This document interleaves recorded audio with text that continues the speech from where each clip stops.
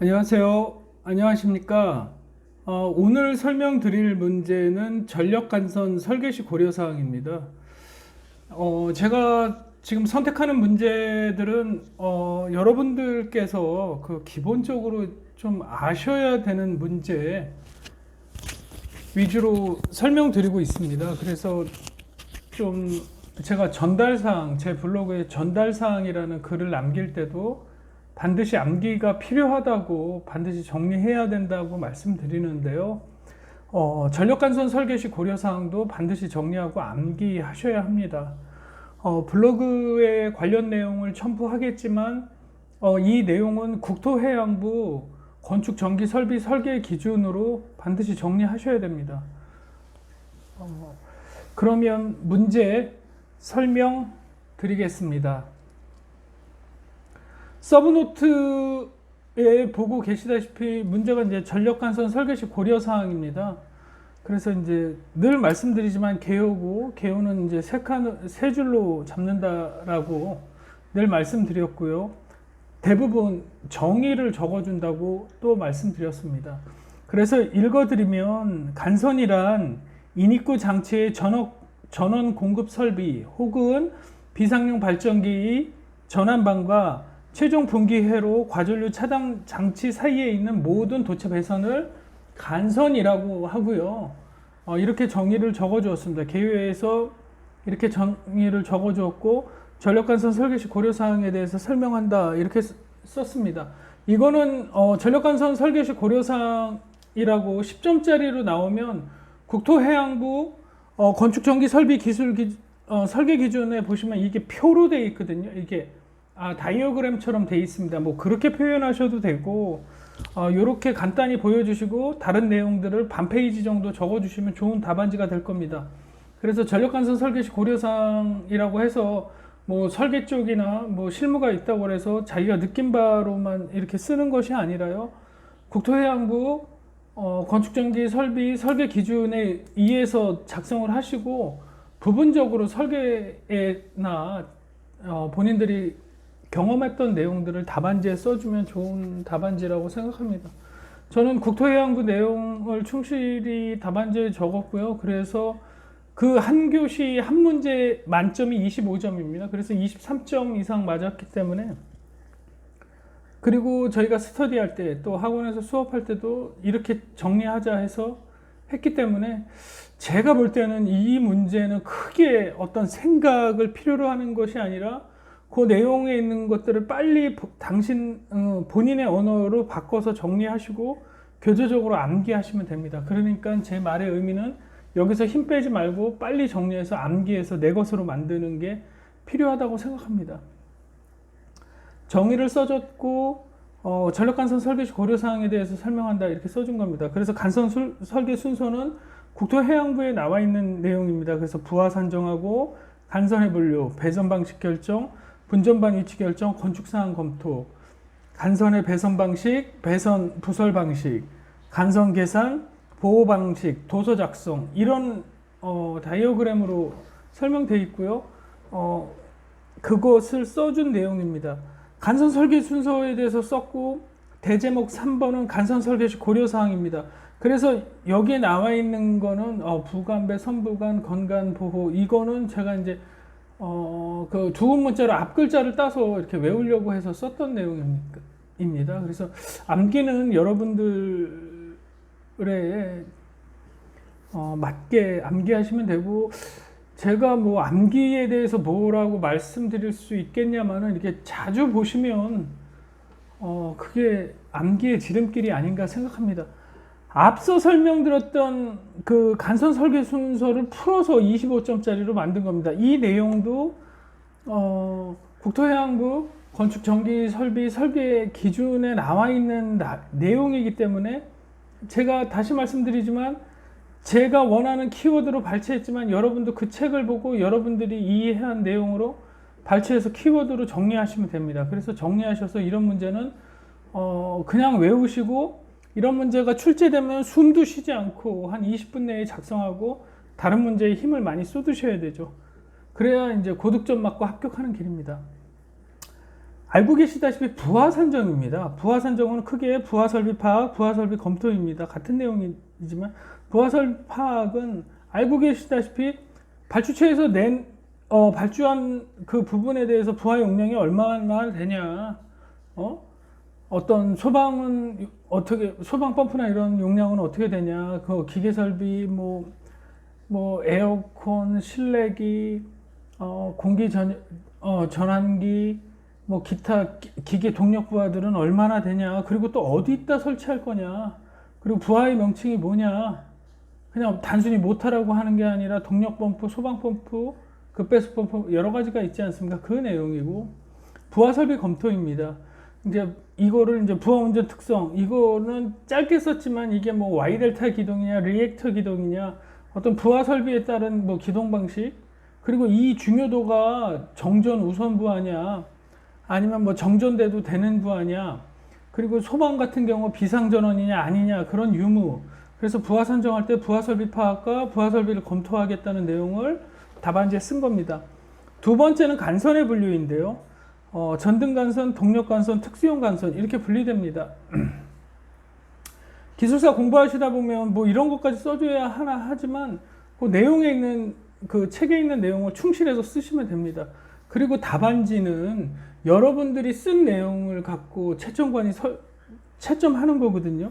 그래서 내가 이런 거 알고 있어서 그냥 난 이런 거 안 쓰고 그냥 넘어가. 그러면 채점하시는 분들은 여러분들의 답안지만 갖고 채점하기 때문에 그 보여야 되는 내용들이 안 보이면 당연히 이 사람은 모른다 생각하고 감점이 들어가는 겁니다. 그래서 항상 이렇게 서브노트나 답안지를 쓰실 때 이 정도는 채점관이 알고 있겠지, 이런 생각하시는 건 굉장히 위험합니다. 기본적인 내용이라도 꼭 써야 됩니다. 그리고 다시 말씀드리지만 채점관은 여러분들의 답안지로 채점하는 거지, 여러분들한테 전화해서 그거 아냐 모르냐 이렇게 물어본 다음에 채점하는 거 아니지 않습니까? 그래서 표현할 수 있는 거는 최대한 답안지에 표현해야 된다, 그 내용입니다. 알고 계시다시피 전등간선입니다. 그래서 전등간선은 상용이냐 비상용이냐, 동력간선도 상용이냐 비상용이냐, 특수용 간선은 컴퓨터용이냐, 기타 OA, 의료기기 등이냐, 이렇게 돼서 간선이 분류됩니다. 그리고 세 번째 배전 방식인데요. 배전 방식은 전압에 따른 분류, 저압, 고압, 특고압으로 나눠집니다. 전기 방식에 의한 분류는 단상 2선식 220V, 삼상 4선식 380, 220, 고압은 6.6, 특고압은 22kV 또는 29.9kV, 이렇게 해서 배선 방식에 따라서 저압이냐, 고압이냐, 특고압이냐.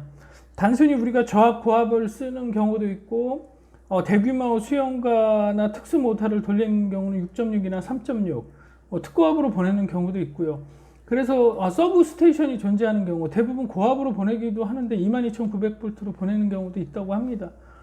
그래서 이제 부하 산정, 간선의 분류, 배선 방식 결정, 이 순서는 그 처음 설계드렸던 간선 설계 순서에 의해서 순서대로 써주는 겁니다. 그리고 항상 이 표도 자대고 반듯하게 그리세요. 여러분들 가끔가다 합격수기 읽어보면 답안지에 표를 자대고 그릴 시간이 없어서 그냥 손으로 그렸다고 하는데, 제가 공부해서 같이 공부하고 합격한 사람 중에 손으로 찍찍 그어서 합격한 사람 없습니다. 항상 그 말은 항상 훈련돼 있었고, 이런 문제가 교조적으로 암기돼 있기 때문에 그냥 찍어낸다고 생각하시면 됩니다. 답안지를. 그렇기 때문에 항상 이렇게 표 같은 거는 자대고 반듯하게, 꼭 여기까지 네모 안 쳐주셔도 되거든요.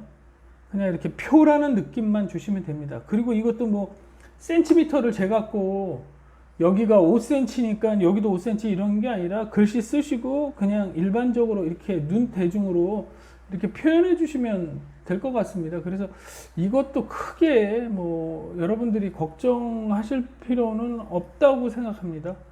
그리고 네 번째는 이제 배선 방식인데요. 이거는 그냥 10점짜리로 나왔던 문제입니다. 이거 10점짜리. 이거 10점짜리로 나오면 어떻게 쓸까요? 배선, 개요. 배선이란 무언가에 대한 정의를 써주고요. 그리고, 간선 설계 순서에서 저 2번에 보여줬던 이 간선 설계 순서를 요 블럭을 그냥 캡처해서 2번에 갖다 붙여 넣어 놓고, 그쵸? 그리고, 세 번째에 문제에서 요구한 배선 방식에 대해서 요거를 풀어 써주겠습니다. 그러면 한 페이지 반 정도 10점짜리가 나오거든요. 그래서 여러분들 10점짜리 나온다고 해서 뭐 10점짜리 문제를 따로 정리하거나 이런 것들이 아니고 항상 정리되어 있던 25점짜리 내에서 그 10점 문제가 나오면 어디에서 어떤 부분을 이렇게 캡처한다, 발췌해 온다, 이런 생각을 늘 하셔야 합니다. 그러니까 이 문제 따로 정리해 놓고 10점짜리 배선 방식이 또 따로 나왔다고 그래서 10점짜리 배선 방식 정리하는 것도 물론 좋은데요. 항상 자기가 정리한 서브노트에서 어느 부분을 가져와서 답안지를 완성할까, 그런 고민도 하셔야 됩니다.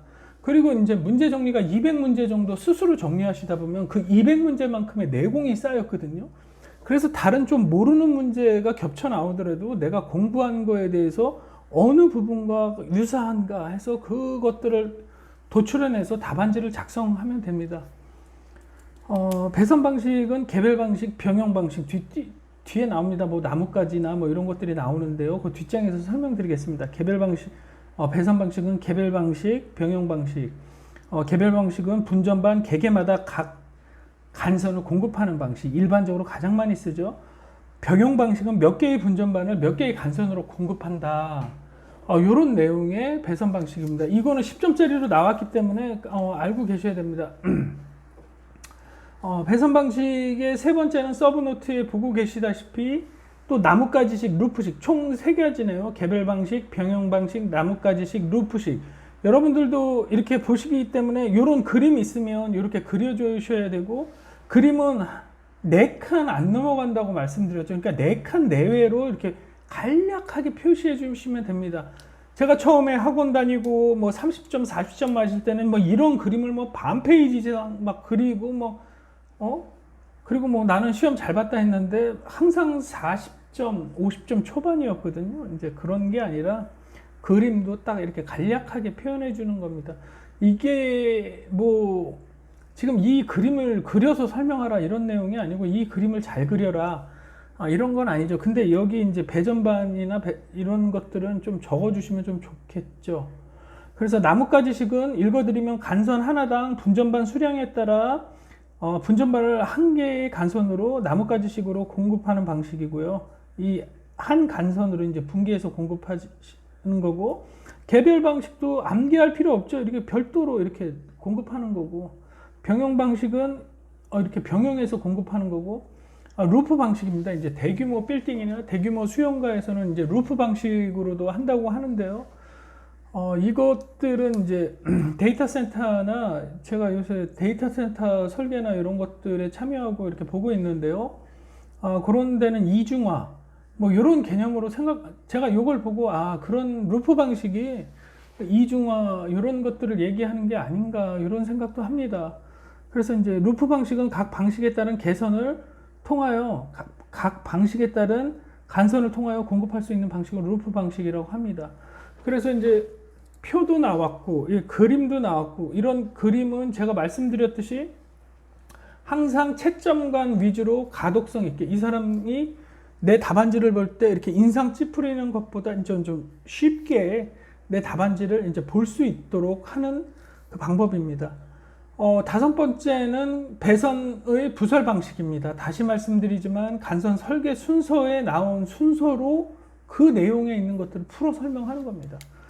간선의 부설 방식은 재료에 따른 부분, 절연 간선, 케이블, 나도체. 요거 절연에 따른 분류 요거 25점짜리 나왔는데요. 요거는 별도로 설명드리겠습니다. 배선의 부설 방식은 크게 배관 배선 방식, 케이블 트레이 배선, 버스 덕트 방식. 이거는 실무적으로 굉장히 많이 봤던 거죠. 그래서 그 배선의 부설 방식에 따른 배관 배선, 케이블 트레이 배선, 버스 덕트 방식에 대한 장점과 단점을 설명해 놓은 겁니다. 배관 배선 스틸 파이프이기 때문에 당연히 기계적인 보호가 우수하죠. 이렇게 어떤 충격이 가해도 1차적으로 그 스틸 파이프가 보호하기 때문에 기계적 보호가 우수하고, 이제 그 안에서 화재가 난다고 해도 좀 외부적으로 이제 파급이 적다 해서 다른 거에 비해서는 화재 우려가 적다는 내용입니다. 당연한 얘기죠. 간선 용량이 제한적. 그 파이프 안에 넣을 수 있는 게 법적으로 정해져 있지 않습니까? 32%, 48%. 그렇기 때문에 간선 용량이 제한적, 시공이 어려움. 그렇죠. 요새 나사 없는 전선관으로 이렇게 연결해서 쓰기는 하는데요. 그래도 다른 시공 방식에 대해서는 이제 여러 가지 브라켓이나 제품들이 들어가기 때문에 이제 시공 방식에 어려움이 있다. 이걸 설명한 겁니다. 케이블 트레이에서는 이건 또 여러분들이 많이 보시는 내용이기 때문에 허용 전류가 크고 방열이 우수하다. 왜냐하면 사다리형 케이블 트레이나 이런 것들은 이제 밑부분이 오픈되어 있어서 통풍이 되기 때문에 발열 등이 우수한 거고, 부하 증가 시 케이블 트레이는 선정할 때 케이블 트레이 계산서가 있습니다. 그래서 간선 외경을 더해서 케이블 트레이를 선정하는데요. 발주처와 협의해서 차후 증설이 있는 경우 뭐 500짜리 케이블 트레이를 설치한다고 해도 800이나 1000 이렇게 증가해서 할 수도 있습니다. 그거는 발주처와 협의해서 하는 거지만 계산상은 이렇게 하지.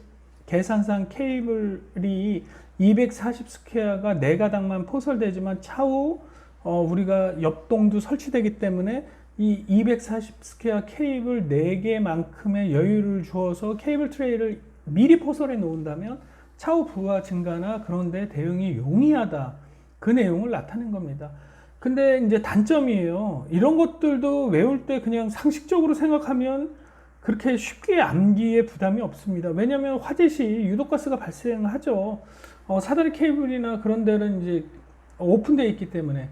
그리고 이제 알고 계시다시피 벽 관통하는 부분이나 이런 데는 이제 방화폼을 쏴줍니다. 케이블 트레이 방화폼을 쏴줘서 한쪽 케이블 트레이 구간에서 화재 난 거는 그 케이블 트레이 안에서만 화재가 진압되도록 하기 때문에 관통부 방화 조치를 해야 된다는 이런 단점을 갖고 있고요. 버스 덕트는 대용량을 이제 컴팩트하게 배선하는 거고, 이것들은 이렇게 브라켓으로 굴곡을 잡아서 배선을 해야 되기 때문에요. 굉장히 큰 부하 전류를 요구하는 경우에는 컴팩트하게 배선됩니다. 그래서 버스 덕트는 일반 부하에 공급되는 경우도 있습니다. 초고층 빌딩이나 그런 곳에서는, 설계가 정확하게 된 곳에서는 간선도 케이블 트레이로 하나, 여러분들이 쉽게 보시는 거는 수배 전반 안에 보면 이제 뒤에 그 ACB나 분전반 보면 이제 부스 덕트로 이렇게 절곡해서 작업해 놓으신 게 있는데, 이제 그 내용을 연상하면 좀 쉽게 암기 되실 겁니다. 당연한 얘기죠. 접속 부품이 많고 볼트 너트로 체결해야 되고 접속 부분이 많습니다. 그리고 이게 또 고정이 되기 때문에 이제 내진이나 지진에 대한 그런 처리도 필요하고요. 그런 부분에 이제 단점을 갖고 있는 게 이제 버스 덕트입니다. 그러니까 이런 세 가지를 설치해 놓고 여러분들이 협의를 통해서 가장 그 현장에 맞는 것들을 설계해서 적용하시면 되는 내용입니다. 여섯 번째는 분전반 위치 결정인데요. 이제 각 층별 부하 중심을 배치한다. 이것도 뭐 당연한 얘기죠. 하지만 이렇게는 되지 않죠. 우리가 발주처랑 협의해서 건축 도면 평면도가 나오면 이제 또 EPSC를 별도로 잡아주기는 하는데요. 이제 부하 중심이긴 하지만 옆으로 옮겨지는 경우도 있으니까요. 이거는 이제 그렇지만 실무적으로는 그렇게 쓰이지만 답안지에는 이제 교재에 있는 내용대로 각 층별 부하 중심에 설치한다. 분전반 공급 면적은 1000m 내외이다. 분전반 분기회로서는 30m 내외로 이렇게 한다. 이것도 또 10점짜리로 별도 나오거든요.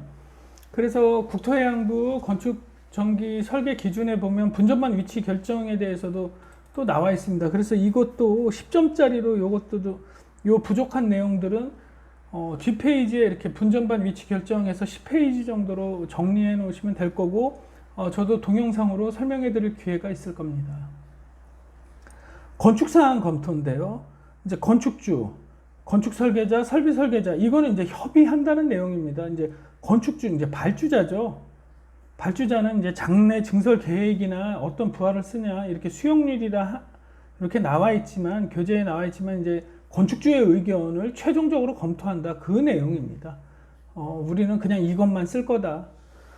어떤 빌딩이면 상관없지만 어떤 공장이면 차후 증설에 기계가 더 추가된다. 설비가 더 추가된다. 뭐 그런 내용입니다. 그래서 증설 뭐 이런 내용. 그리고 건축 설계자는 간선 검토, 샤프트, 전공구 위치 높이.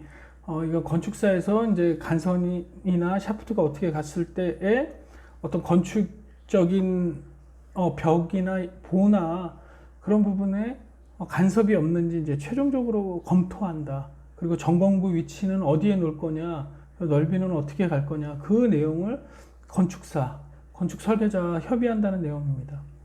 설비 설계자 이건 기계나 뭐 이렇게 저기 어디 소방 그런 엔지니어랑 협의하는 거거든요. 그래서 동력 설비의 재원, 그러니까 어떤 모터를 기동할 거냐, 에어컨은 얼마나 되냐, 실내기는 에어컨은 어떻게 되냐, 실외기는 용량이 어떻게 되냐, 그리고 환기 설비는 어떻게 되냐, 그리고 화장실에 환기팬 뭐 여러 가지 등이 있지 않습니까? 그리고 이제 급수 펌프, 배수 펌프 뭐 이런 것들은 어떻게 되냐, 그리고 제어는 어떻게 할 거냐, 그리고 그런 부분에 대한 배관 상호 간섭은 없냐. 이거는 그냥 실무적으로 우리가 협의할 때 늘 얘기하는 내용입니다. 그래서 건축 사항을 검토하겠다는 게 7번째 내용입니다. 지금 2페이지 같죠? 이제 3페이지입니다. 3페이지째. 8번째 간선 용량 계산입니다. 8번째 간선 용량 계산인데요.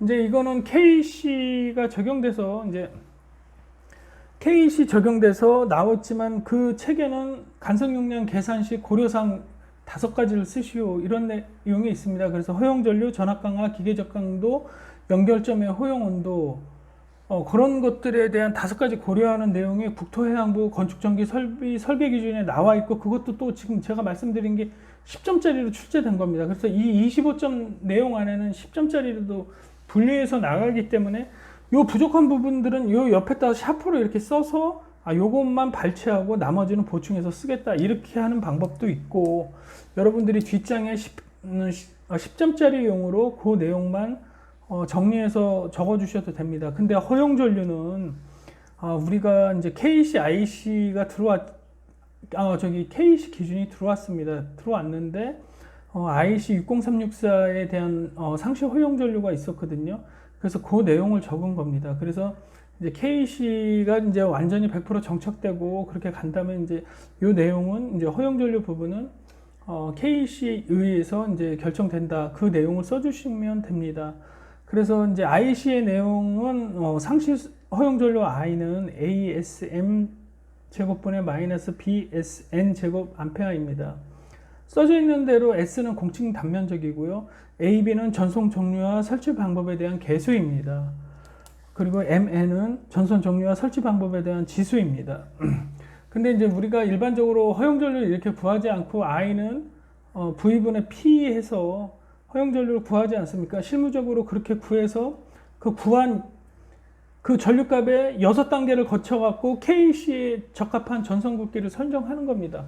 예전처럼 전류 I는 루트 3 V분의 P에서 30A 나오면 30A에 맞는 허용 전류를 구하는 게 아니라 그 스텝 5가지가 있습니다. 그 스텝 5가지를 계산서로 돌려서 가장 에러가 나지 않는 부분을 선택해서 간선 굵기를 정하거든요.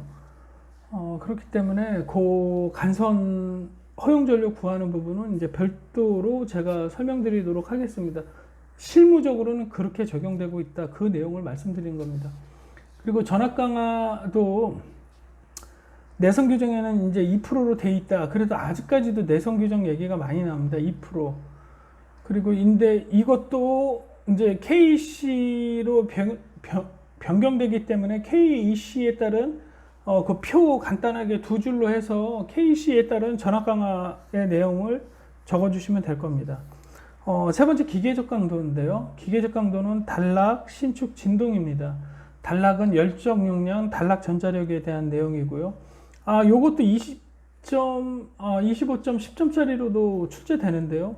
요것도 단락 전자력에 대한 부분도 또 별도로 설명드릴 수 있도록 하겠습니다. 그래서 단락은 열정 용량이냐, 단락 전자력이 뭐냐, 이것도 고려해야 되고, 신축은 이제 어떤 플렉시블이 있냐, 그리고 이제 어떤 그 내진이나 어떤 부분에 대해서 진동이나 이런 부분에 대해서 그걸 견딜 수 있냐, 그래서 플렉시블한 연결 부분을 하겠다, 그런 부분의 내용입니다. 그리고 이제 진동도 마찬가지, 신축이나 진동도 마찬가지입니다. 그래서 케이블 크리트로 고정하고 이제 부스덕트, 스프링 행거 해서 진동이나 이렇게 신축 등이 이렇게 발생했을 때 그런 것들에 대한 기계적 강도를 고려하겠다, 그 내용입니다. 그렇습니다. 그리고 이 허용 전류와 전압 강화 부분은 제가 이제 별도의 KC 계산할 때 설명드리겠습니다. 그래서 그 부분만 이렇게 바꿔서 수정해서 넣으시면 되고요. 그리고 전체 흐름 플로우는 국토해양부 건축정기 설계 기준에 의해서 작성하셔야 됩니다. 그래서 이런 부분만 한두 가지만 바꿔서 그냥 교재적으로 암기하시면 될 것 같습니다. 이제 고조파도 고려해야 된다, 그 내용을 쓴 겁니다. 그리고 이제 보호 방식도 여러분들 이렇게 알고 계시다시피 거기에 나와 있는 내용인데요. 보호 방식은 이제 과전류 보호는 MCCB, ACB로 하고 지락 보호는 ELB로 하겠다.